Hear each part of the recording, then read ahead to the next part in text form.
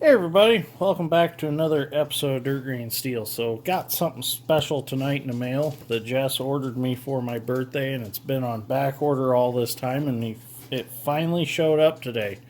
She's just told me is I'm going to be getting a big tractor in the mail. So she's getting pretty excited about the big tractor coming in the mail. Not sure what size it was going to be or what it was going to be. So turns out it came from the Williams Brothers Big Bud. I wonder what could possibly be in here. It's a big tractor. So let's open it up. I haven't opened it yet. I cut the tape just to make it quicker on video. So let's see what we got. Oh, yes. There it is.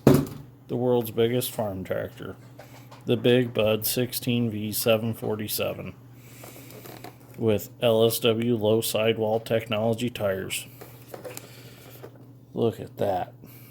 That's sweet. Silver Series Detroit 1100 horse. High detailed 1/64 die cast metal, articulated steering, opening hood, detailed interior. Oh, we got a story on the back. So let's read the story real quick. The world's biggest tractor with the world's largest ag tires. In 1997, the Williams brothers of Big Sandy, Montana, purchased the Big Bud 16V-747 tractor. In 2011, the Williams brothers increased the horsepower of the world's biggest tractor from 900 to 1100 horse. The tires on the Big Bud 16V-747 that were originally to the machine were construction tires made in Canada and were 8 feet tall, but it was time to replace them. Titan International Incorporated, manufacturer of Titan wheels and Titan and Goodyear farm tires in Des Moines, Iowa, contacted the Williams brothers and offered to partner with them on new Goodyear farm tires assemblies with Titan low sidewall LSW technology. The Goodyear LSW 1400 by 30 R46 is the world's largest ag tire. LSW technology features a large rim diameter and a smaller sidewall than conventional tire, while maintaining the same outside diameter and weight load capacity. The large rim and smaller sidewall of the LSW provides much greater stability for equipment, improved traction, providing more power to the ground, and reduces soil compaction with the ability to carry loads up to 40% lower inflation pressure. The Big Bud 16V-747 will now be close to 30 feet wide. The Williams brothers and Titan International Incorporated are proud to represent American ag industry businesses. Big Bud tractors were manufactured in the United States from 1969 to 1991, and although no longer produced, they are rebuilt and repaired in Havre, Montana. Titan International Incorporated currently manufactures Titan wheels in Illinois and produces ag tires in their Ohio, Illinois, and Iowa production facility. So, this is an unboxing video, so we're going to take it out of the box. You know I got to play with it. I know a lot of collectors are probably like, oh, I can't believe he's doing that right now. Yeah, I'm doing that. We're going to take it out. We're going to check it out. Wow. This thing is so cool. I should be wearing white gloves. Look at that. It's even autographed. Look at that. It is autographed. It's articulated. The hood opens up. Does cab? No, the cab don't move. Look at that monster. Oh, look at underneath even. This is a really detailed tractor, really.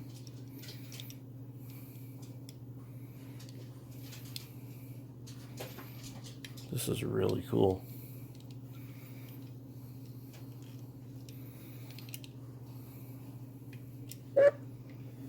The cab interior is even pretty detailed, really. So, I got an idea for this.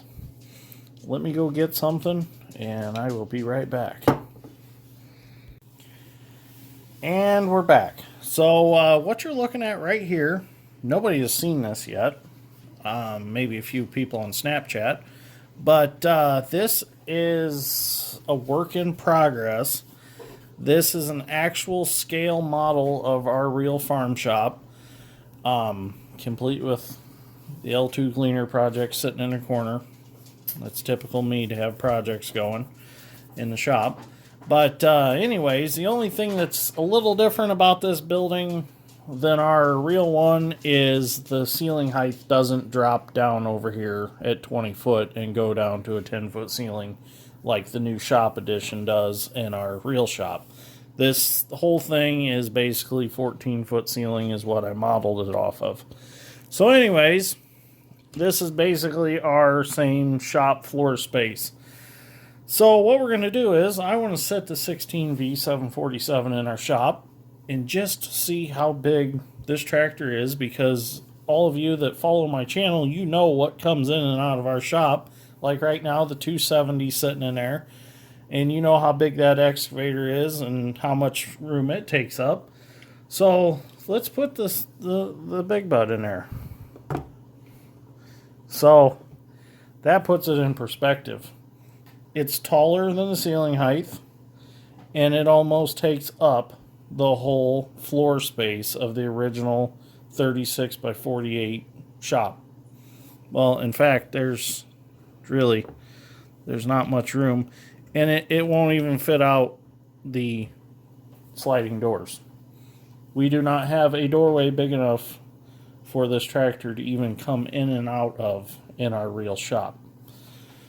I mean, there's just no way. So it just really puts it in perspective, being this tractor is 1/64th and this shop is 1/64th. I mean, you even set it out here in the driveway, and it's as wide as our driveways are around our building. So, another little fun thing we can do here. Got the big bud in there. And I've got a 430 crawler. We all know how big the MC is. 430 is about the same size. There.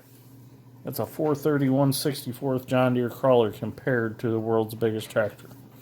You could literally set it on top. You could almost set it inside the cab on that tractor. It could sit on the hood for a hood ornament. Isn't that? It's just crazy. Ford pickup. Dwarfs it. It's you just can't really grasp this tractor size. I really want to see it in real life. I'm going to have to make an adventure and go see it in real life, because I guarantee it'd be very impressive. Well, this is kind of cool.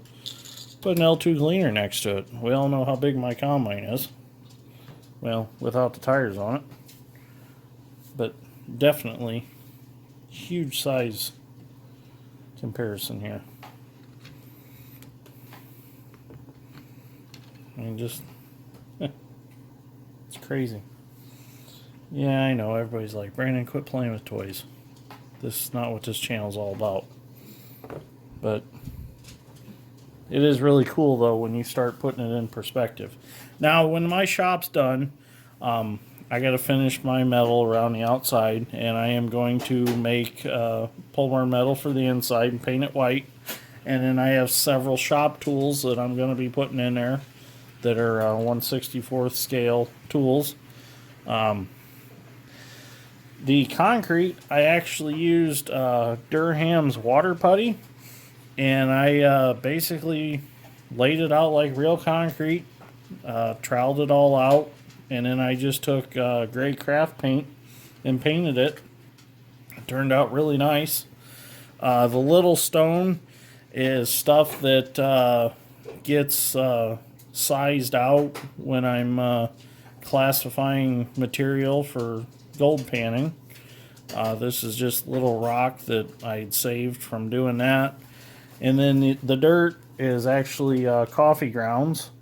I just take that, I lay it down, spread it out on top of some white Elmer's glue that I brushed on first, and then I just take a spray bottle with 2 parts glue to 1 part water and spray it down real good, and it sticks fast.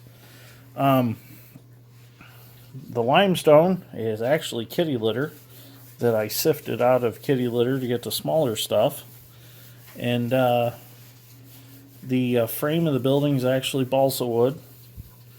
And what else did I do? Oh, back here, since we use railroad stone behind our shop, I actually got some Woodland Scenic, I think it was. Yes. Oops, I just knocked a bunch of stuff on the floor. But I took the kitty litter, and then I took fine cinders, and I sprinkled it over the kitty litter to give it that blacker look because of the slag that is in railroad stone, railroad ballast, because all that came from the steel mills at one time. So here is some of my pole barn metal. These are actually, I screwed up and cut these a little short, but this is what it looks like. I take a paper crimper, and the paper crimper's for scrapbooking, and I run, can't remember what gauge of, it's like a craft foil through it, and I make little corrugated metal out of it. And then I just paint it with craft paint, whatever desired color I want. And then I've been just hot gluing it on the frame of the building. Now this frame is not, you know, I've only got 1 purlin board here and then my header and stuff. You know, in real life you'd have more purlins and all that. But for being a model shop, it's coming out pretty cool. And there's a few spots I need to trim off. But for one of my first stick-built buildings, I think I'm doing pretty good at doing it. So anyways, if you like this episode of Dirt Grain Steel and you'd like to see more of this, just let me know in the comments. I've been playing with farm toys my whole life, and you know, a lot of you have been watching me build the Gleaner, but a lot of you probably didn't know about, you know, this project.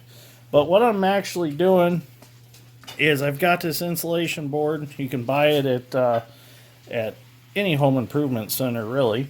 And what I'm going to do is I'm going to build each one of these as a module. And then eventually all of these will fit together. I'll set them all on top of 4x8 sheets of plywood, put them all together, and they will make one big farm toy scene.